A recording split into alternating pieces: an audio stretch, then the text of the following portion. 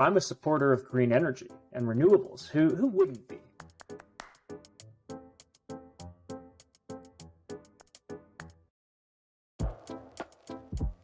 But when we are developing our world as a society that is relying on dictator fuels and not having self produced energy, and with an expectation that we can only use renewables, what happens when something like this goes sideways? Factories are shut down and people can't eat and they don't have jobs. Crime goes through the roof. All sorts of just a deterioration in society happens because we've lost touch with the energy that we need. So exactly. It's very interesting to see this play out. Let's come back to the question that I did have in exploration and development in Europe. I would imagine that in North America, we've got a pretty robust exploration and development industry for oil and gas. How is it in Europe? I mean, I can't picture oil rigs rolling down the streets like you have in central Alberta and different areas. So as a Canadian, or maybe through Texas. So what is it like there, and what are the challenges you're facing? Well, the challenges, of course, are the fact that the permitting and environmental regulations in Europe are more stringent. They're not insurmountable, but they're more stringent. And you have to follow the rules. The permitting process in the United States used to be here in California. I could submit a well permit, have it approved that afternoon, and move a rig in the next day.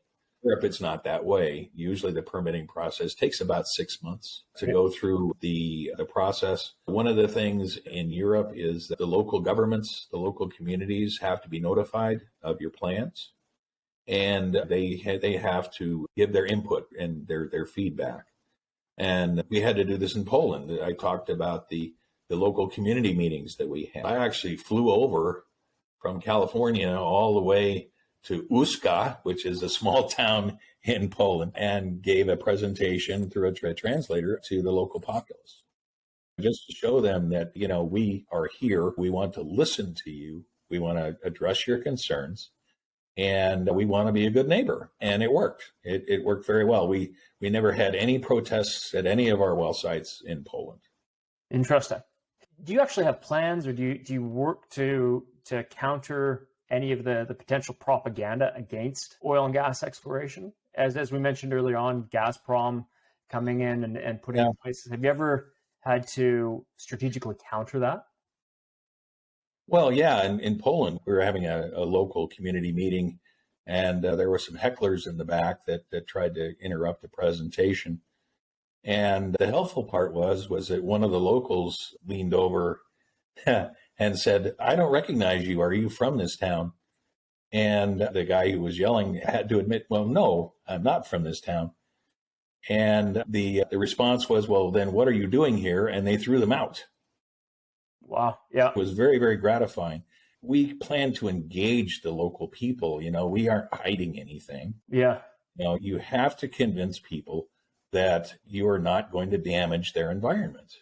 I mean, I want my grandchildren to breathe clean air and drink clean water. This is me. Simple as that. Yeah. And I want the same thing for you and your families.